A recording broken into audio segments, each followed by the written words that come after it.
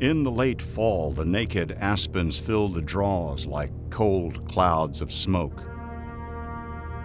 Before the real snows come, the sagebrush still stands out, and it's possible and necessary to hike the ridges and climb to the tops to glimpse the bucks who linger there with the does. This is northwest Colorado, where you can find thousands of acres of open, rugged country and endless vistas. It lies on the migration routes of both elk and mule deer. That's why you come here and expend the effort, though the land itself would be enough.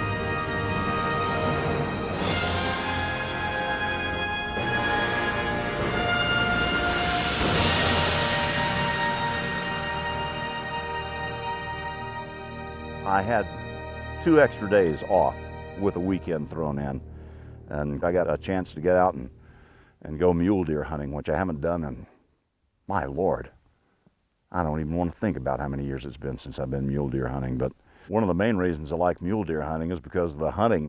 Mule deer tend to live in high places and beautiful places, and you get to come and enjoy great scenery and fresh, clean air, and just look at the view that's here and how far you can see. This is just incredibly beautiful. It would be utterly selfish not to share an experience like this with others, and it's good to be with Jim McCarthy, one of the country's foremost hunting consultants. Colorado as a destination for people to hunt is excellent. They have one of the largest elk herds in the lower 48.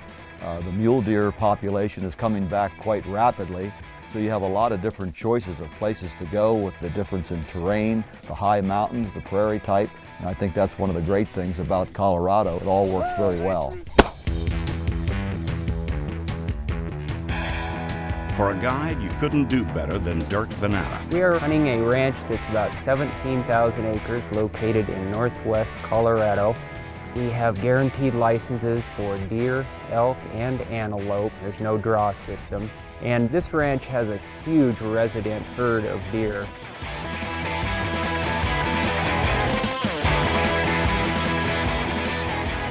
One thing that's nice about this ranch, it is in a program called Ranching for Wildlife.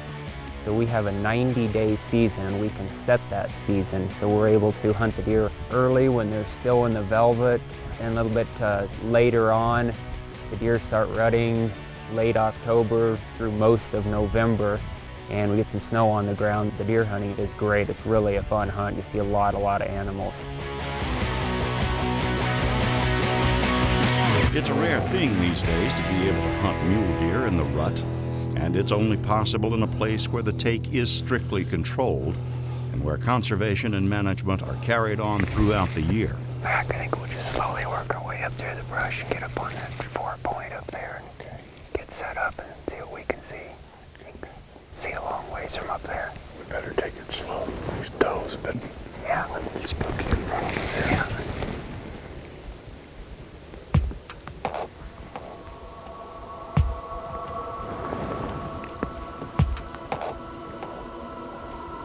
Now they're beating again.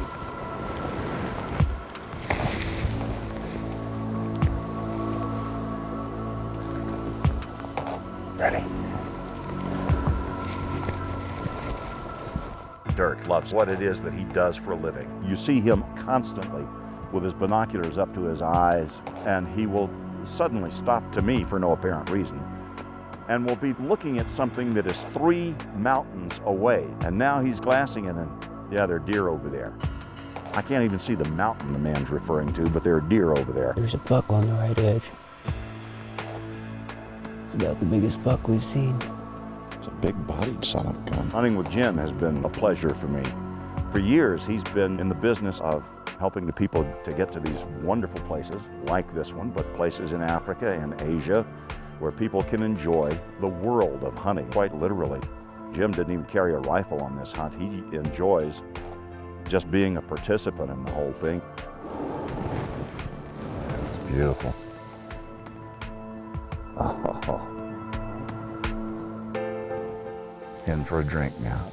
It's beautiful. Nothing like it.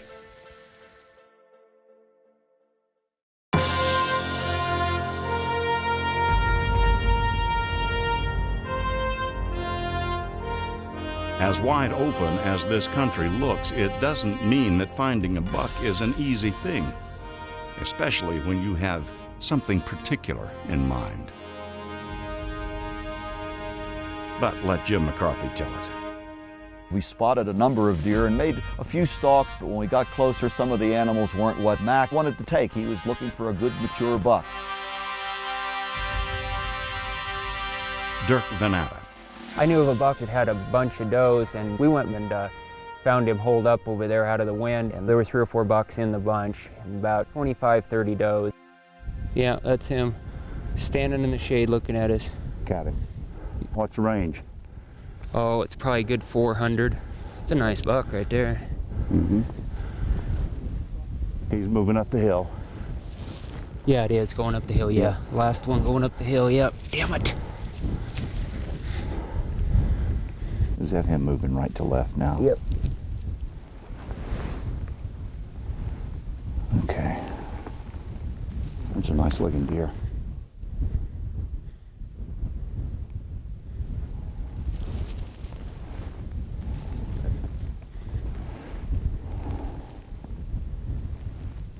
Well, what are you gonna do now? I don't know, boss. Punt. Let's call it halftime with the mule deer ahead and make our way to the lodge with our dignity still intact.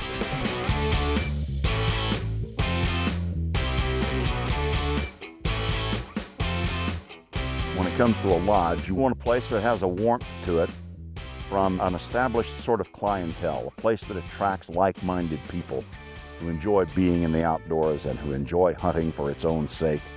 When you get back to that lodge, and how did your day go? How did your day go? Did you get anything? And all that nice talk starts. And you have the evening drink or the cup of coffee, and you sit around the fire with your shoes off, letting that fire warm your bones and warm your soul at the same time. There's nothing better than that in the whole world. You know, a lot of times a client will say to me, boy, I want to do some of these things, but the price is so prohibitive. A lot of the great hunts do cost quite a bit of money. You can book a hunt 2 to 3 years in advance. I have lots of people do that. It gives them a chance to save. And I found I would book a hunt 3 years in advance. It gave me something to get up for, to go to work every day, because I was saving towards something I want to do in the future. So if it means enough to you, you can always make it work.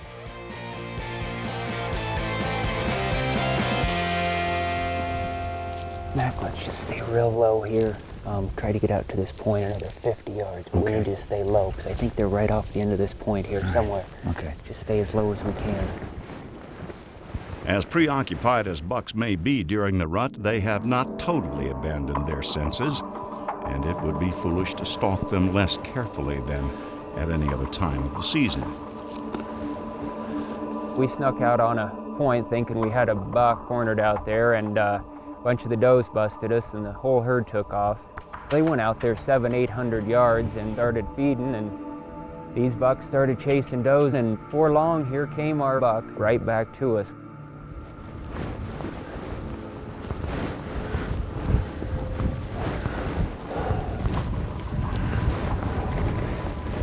Let's set up right here, Mac. Okay.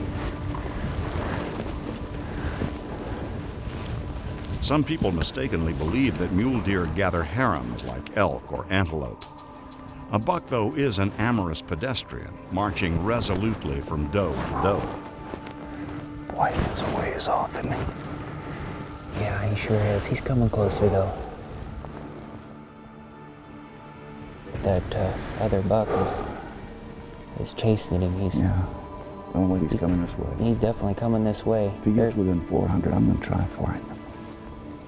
This guy had just had it there in the rut here and started being chased by a 2-point. I mean, this old guy was tired, and he started coming back in our direction, and we just let him come and let him come. The primal force of the rut is irresistible to a buck. Ironically, for big bucks, it's the smaller, younger, persistent ones who are most troublesome. Just around 350 right in there, but he's still coming if we want to let him come a little closer. I'm comfortable with the shot. Okay. Okay. Are you ready, Matt? Yeah. Okay.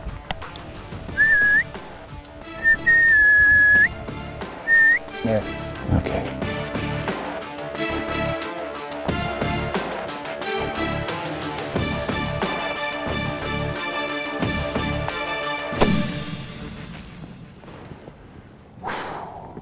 Mac, great shot. You hit him. Put another one in. You hit him though. You hit him good. Great shot. 340 yards. Good shot. Oh, he's down. He's down. All right. Great shot. Thank you, guys. That's a championship Thank you, sir. Great shot, Mac. Great shot, buddy. That's quite a poke. It is a poke. He stood straight up. Yeah. It Just reared up. well, shall we go check on him? Yeah, I think he's done. There's Great one shot. thing here, Dirk. Yes, sir. It was hard enough for me to get into this position. It's going to take me a while to get out of it. Come on, knees. Your hand gets you up. No applause isn't necessary.